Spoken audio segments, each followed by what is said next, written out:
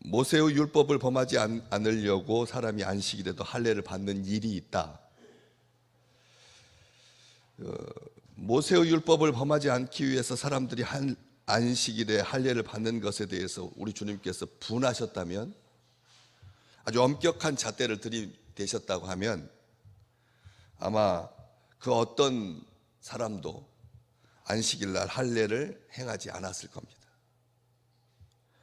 안식일 날 할례하는 족족 하나님께서 판단하시고 심판하셨다면, 안식일이 할례 때문에 침해를 당했다라고 여기셨다면 사람들은 하나님 앞에 감히 할례를 행하지 않았을 겁니다. 그런데 하나님께서 유대인들이 율법을 빙자해서 율법을 침해하는, 서로 충돌하는 거거든요. 하나님께서 안식일을 지키라고 분명히 말씀하셨고 또 할례도 행하라고 말씀하셨습니다. 그런데 그게 안식일 날 서로 충돌하는 것에 대해서 혐오감을 가지시거나 불편해하지 않으셨고, 그렇게 말씀하신 적이 없습니다. 한 번도.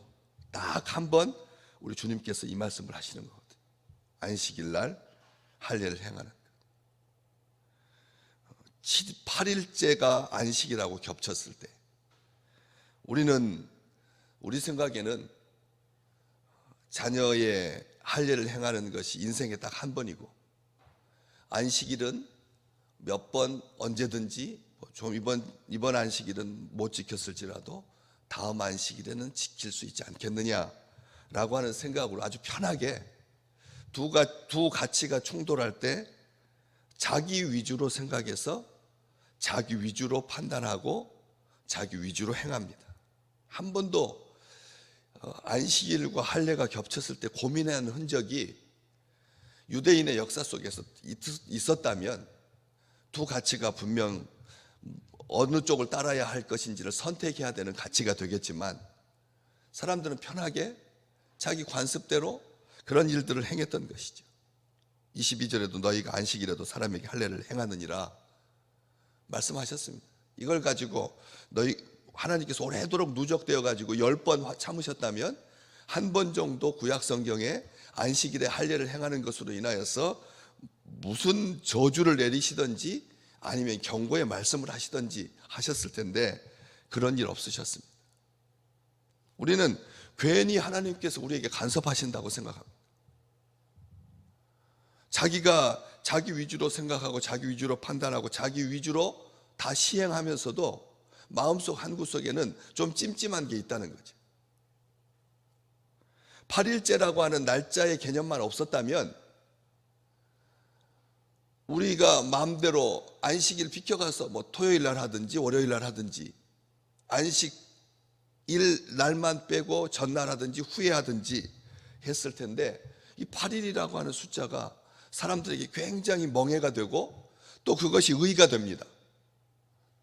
8일 만에 이 이스라엘과 중동 국가의 전쟁 가운데서도 우리는 8일 만에 할례하라고 하는, 8일째 할례하라고 하는 이 약속을 지켰다, 율법을 지켰다, 모세의 전통을 지켰다라고 하는 것이 나중에는 자부심이 된다는 것이죠. 중요하지 않은 건데 너희들이 그렇게 하면서도 우리 주님 말씀하십니다. 내가 안식일에 사람의 전신을 건전하게 한 것, 이것이 너희에게 분노를 야기하더냐? 주님께서 질문하고 계시는 겁니다. 그래서 어제 나누셨던 그 말씀, 21절 말씀, 내가 한 가지 일을 행하면 너희가 다 이로 말미암아 이상히 여긴다라고 하는 말에 참된 뜻을 이 23절이 밝혀주고 있는 것입니다. 내가 안식일에 베데스다 연못에서 그 사람의 전신을 건전하게 한 것으로 너희가 내게 노여워했다, 이상하게 여겼다라고 하는 말이 화냈다라는 말입니다. 겉으로 보기에는 우리 주님도 일부러 화냈다라고 하는 말을 자제하셨습니다. 그러나 심령 속에 이상하게 여기는 그 속에는 화낸 것, 분낸 것이 내포되어 있었던 것입니다. 우리는 이걸 기억할 필요가 있습니다. 그러면서 말씀하시기를 24절이 외모로 판단하지 말고 공의롭게 판단하라, 이런 결론을 맺고 계십니다. 이 말씀은 규정에 묶여서 참된 가치를 알지 못하는 일이 발생하지 않도록 이상하게 여기지 말라는 거지. 7일이 중요하고 9일이 중요하냐? 8일째가 중요하냐? 사람들이 이 8일째라고 한 다른 하나님과 자기 백성들 간의 근본 정신, 취지는 다 잊어버리고 날짜 규정에만 얽매이다 보니까 안식이라고 자꾸 충돌하게 되는 거예요. 하나님은 할례를 행하라고 했을 때 이게 비밀스럽게, 이게 얼마나 나중에 발전했던지 성인 10명이 모여야 하고, 그날 할례 받는 날 이름을 부여하고 뭐 잔치를 베풀고 해가지고 점점 커지더니 나중에는 8일만 남았다는 거예요. 하나님은 그 몸의 가장 예민한 부분에, 가장 중요한 부분에 다른 민족과 구별하기 위해서 그 하나님의 백성이라고 하는 증명서로 할례를 하라고 허락하셨는데, 사람들은 그걸 가지고 자꾸 자기 위주로 생각하고 자기 민족의 자부심으로 생각하고, 고대 근동 지역에서 문신 새기는 사람들 멋있었거든요. 전사같이 눈에다가 까만 줄 착 칠하고 어깨에다 신분이 높을수록 이 몸에다가 뭐 장식하는 게 많았거든. 그래가지고 사람들 앞에 전사로 우람하게 딱 서 있으면, 안악 자손들이 서 있으면 위축되고, 그 문신에 자기의 생각 중에 자기의 영혼 가운데서 가장 힘센 상징들을 새기거든요. 누가 여기다 참새 새기는 사람 없습니다. 독수리 새기지. 고양이 새기는 사람 없습니다. 호랑이 새기지. 용 새기지. 힘 있는 글자 새기.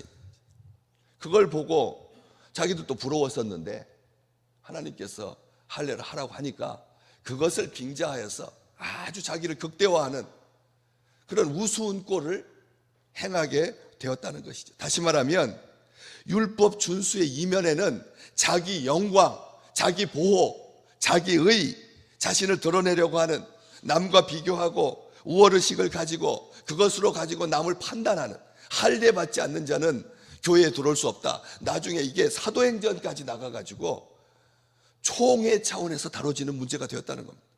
이방인들 다 교회 안에 들어와야죠. 그런데 적어도 할례 정도는 해야 우리 유대민족하고 같은 공동체를 이루어서 교회 식구로서 살 수 있지 않겠습니까? 이런 문제가 끊임없이 괴롭혔던 겁니다. 우리 주님께서 나중에 화가 나셔가지고 너희가 따로 서가지고 기도하는 것, 그게 뭐가 다르냐? 할례를 가지고 다른 사람과 구별 지으려고 하는, 너희들을 높이려고 하는 그것과 도대체 뭐가 다른 거냐? 사람에게 보이려고 너희 의를 행하지 않도록 주의해라고 마태복음 6장에서 주님께서 말씀하셨습니다. 이 말씀 속에는 많은 의미가 담겨 있습니다. 오늘 본문 말씀 그 위쪽에 15절에도 보면 유대인들이 예수님에게 네가 도대체 어떻게 목수 아들인데, 나사렛 출신인데 우리가 너를 다 알고 있는데 어떻게 글을 아느냐? 참 모독적인, 모욕적인 말인 거죠. 도대체 글 좀 안다라고 하는 것이 뭐가 그리 대단한 거라고. 온 세상의 글은 다 지워지고 없어지고 훼손되고 왜곡되지만 하늘의 글씨는 영원히 지워지지 않는 본질적인 의미는 우리 하나님께서 다 관장하시고 하나님께서 주시는 법인데, 사람들이 그걸 가지고 소통한다랍시고 하면서 글 좀 안다고 예수님을 폄훼하고 판단하고, 오늘 본문 말씀 후반부에도 사람들이 27절 말씀, 우리는 이 사람이 어디서 왔는지 안다고. 원래 메시아는 출처를 모르는 법인데 우리가 그 근본을 아는데 하면서 예수님을 판단하고 차별하고 구별하고 했던 것이죠. 그래서 야고보 사도는 2장 1절 이하에 사람을 차별하지 마라.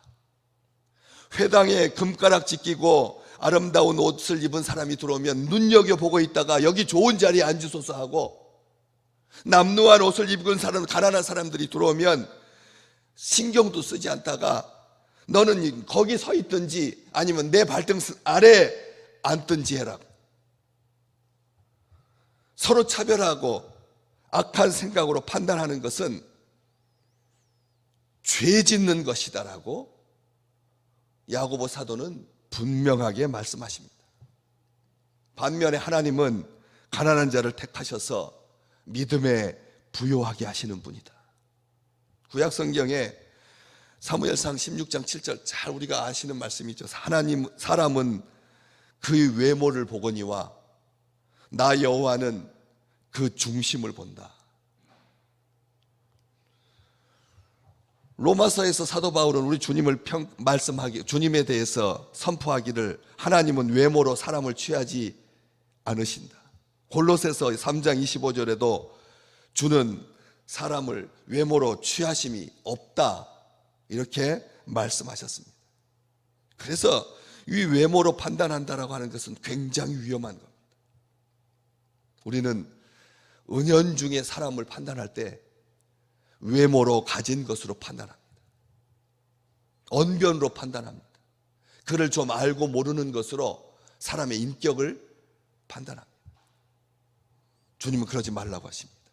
선입견과 편견과 왜곡은 사람을 왜곡하게 되고 참된 가치를 몰라보게 된다는 것이죠. 진정 이렇게 인생을 사시면서 우리 충분히 지혜롭게 확인하시잖아요. 어떤 사람이 지혜로운 사람인지, 어떤 사람이 참된 사람인지 우리는 다 알 수 있습니다. 왜? 영적인 존재니까. 그래서 주님은 말씀하십니다. 공의롭게 판단하라. 이 공적인 의로 판단하라 라는 말이죠. 원래 공의롭게 판단하라. 자기가 만든 그 얄팍한 의의 기준을 가지고 판단하라 말씀하시지 않습니다. 우리 주님 말씀하십니다. 판단하지 말고 판단하라.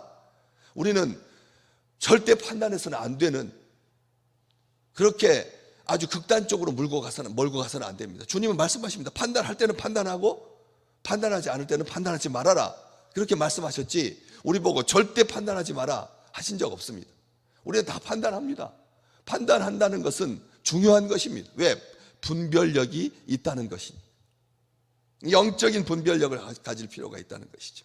아까 야고보서 2장의 초반부에 그렇게 사람 차별하지 마라, 사람을 차별하여서 대하면 죄 짓는 것이다 라고 말씀하셨던 사도는 그 후반부에서 하나님은 자기를 사랑하는 자들에게 약속하신 나라를 상속으로 받게 하지 아니하셨느냐, 이중으로 질문하셨습니다.